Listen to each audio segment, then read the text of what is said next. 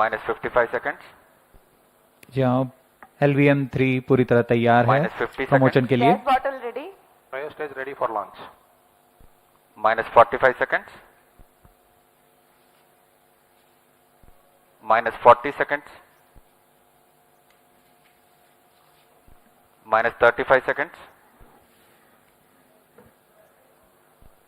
-30 seconds. Real-time programs activated. -25 seconds.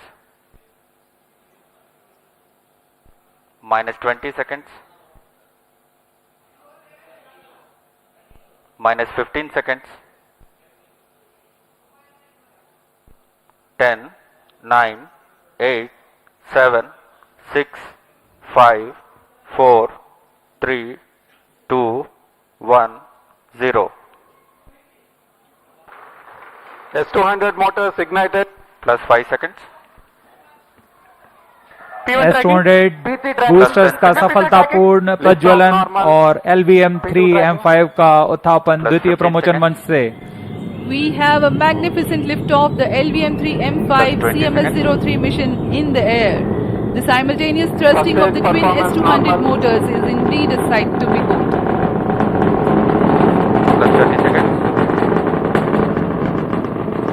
GSLV Mark 3 LVM-3 के नाम से जाना जाता है। यह हर बार एक कहानी लिखता है। पिछली बार हमने इसे चंद्रयान 3 पर देखा था और अब हम देख रहे हैं LVM-3M5 CMS-03 mission. A clear Sriharikota sky and the LVM-3 silhouette. Char 1 is in main Thrill auto. and satisfaction together at the countenance of the witnessing ISRO scientists. Char 2 is in +1 main auto. minute.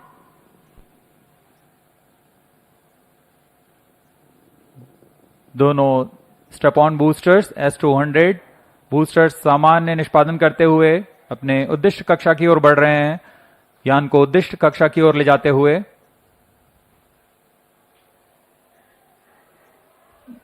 The Shah's tracking station continued to track the trajectory.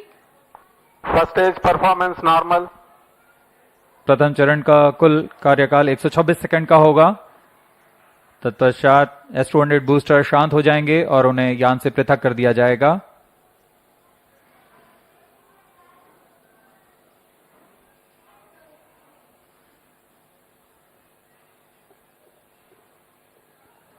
इस कड़ी में अगला चरण L110 चरण का प्रज्वलन है। L110 engine started. जी हाँ, इसकी पुष्टि हो चुकी है। द्वितीय चरण L110 चरण का प्रज्वलन शुरू हो चुका है। We have a confirmation from the Range Operations Director that the second stage L110 has commenced its operation. L110 engine performance normal. The two Vikas engines together generating 1600 kilonewtons thrust in its high thrust version. S200 motors separated. Range operation निदेशक ने भी इसकी पुष्टि की। दोनों S200 boosters को यान से पृथक कर दिया गया है। वर्तमान में L110 स्टेज, जो कि तरल नोदक पर आधारित चरण है, प्रज्वलित है और यान को उद्दिष्ट कक्षा की ओर ले जा रहा है। We have had the separation of the S200 motors and L110 is currently thrusting. तरल नोदक पर आधारित यह चरण उच्च प्रणोद वाले विकास इंजन की मदद से कुल 1600 किलोन्यूटन का प्रणोद उत्पन्न कर रहा है। इंजन की अधिकतम प्रभावी क्षमता प्राप्त करने के लिए इसमें ईंधन और ऑक्सीडाइजर का खास अनुपात में मिलाकर प्रज्वलित किया जाता है। इस चरण का प्रज्वलन काल कुछ 200 सेकंड का होगा। First stage performance normal.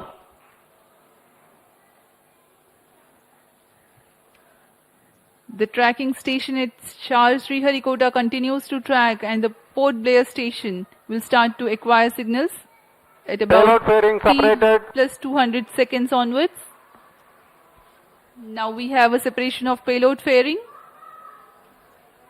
जी हाँ, अब यान 115 किलोमीटर की ऊंचाई प्राप्त कर चुका है और इस वजह से यह घने वातावरण से बाहर जा चुका है। अब ऊष्मा कवच की आवश्यकता नहीं रह जाती, इसलिए इसे यान से पृथक कर दिया जाता है। The payload fairing has been jettisoned as the rocket has cleared the dense atmosphere. There's no need anymore to give aerodynamic shape to the rocket or to safeguard the satellite against aerodynamic heating. +4 minutes.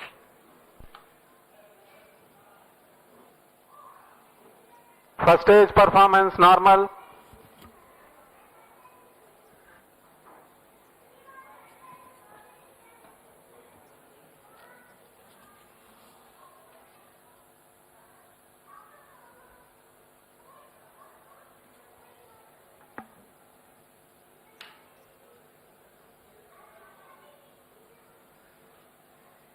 L110 stage वर्तमान में प्रज्वलनरत है। सामान्य निष्पादन करता हुआ द्वितीय चरण LVM-3 rocket का कुछ ही क्षणों में हम देखेंगे।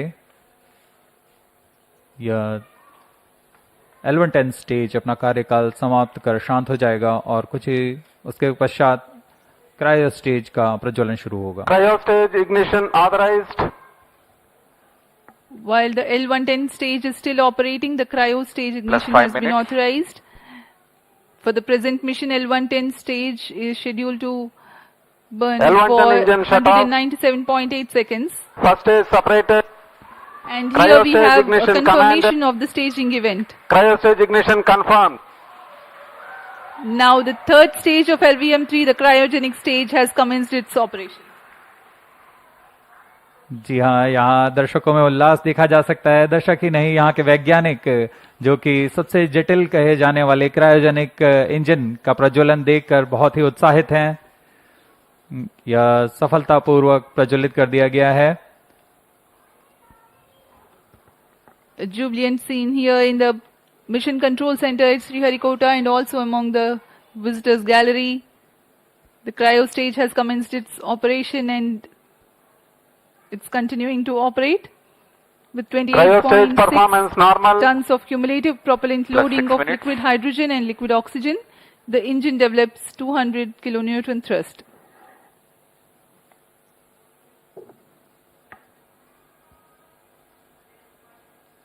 यान अपेक्षित पथ का पूर्णतः अनुकरण करता हुआ उद्दिष्ट कक्षा की ओर जा रहा है। LVM-3 रॉकेट के ऊपरी चरण को हम क्रायोजेनिक अपर स्टेज कहते हैं, क्योंकि इसमें क्रायोजेनिक ईंधन, लिक्विड हाइड्रोजन और लिक्विड ऑक्सीजन का प्रयोग किया जाता है। इस इंजन में गैस टरबाइन की मदद से लगभग 200 किलोन्यूटन का सामान्य प्रणोद उत्पन्न होता है। इस चरण का कार्यकाल लगभग 644 सेकंड का होगा। इस चरण का व्यास 4 मीटर तथा ऊंचाई 13.5 मीटर की होती है। इस चरण में दिशा निर्धारण के लिए इंजन जिम्बल कंट्रोल और रिएक्शन कंट्रोल सिस्टम्स का प्रयोग किया जाता है। कुल 28.6 टन क्रायो ईंधन का इस्तेमाल इस अंतरिक्ष यान में किया जा रहा है। plus 7 minutes. क्रायो चरण सबसे जटिल इंजन होता है, क्योंकि क्रायो ईंधन जैसे लिक्विड हाइड्रोजन का Cryo boiling stage point performance normal. -253 degree centigrade और लिक्विड ऑक्सीजन का बॉइलिंग पॉइंट -183 डिग्री सेंटीग्रेड होता है। इस तापमान में ईंधन को तरल बनाए रखना तथा इसका कार्यान्वयन करना सबसे जटिल होता है, लेकिन भारत अब इसमें पूरी तरह स्वायत्ता प्राप्त कर चुका है और इस चरण को इसरो नोदन कॉम्प्लेक्स महेंद्रगिरी द्वारा तैयार तथा परीक्षित किया गया है।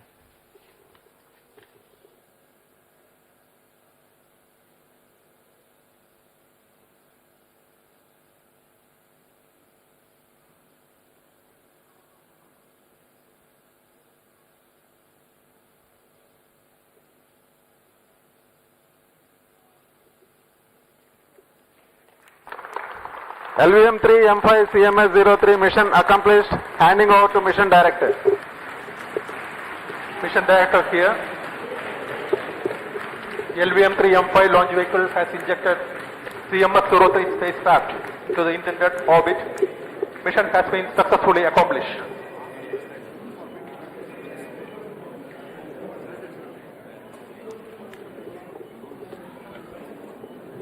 जी हाँ, अभी आपने सुना ये हर्षोल्लास का पल जब LVM-3 M5 CMS-03 पूर्णतः सफल रहा है। CMS-03 उपग्रह को उद्दिष्ट कक्षा में स्थापित कर दिया गया है। Jubilant situation here in the Mission Control Center upon the success of the mission. Up next is the address by Chairman ISRO, Dr. V. Narayanan.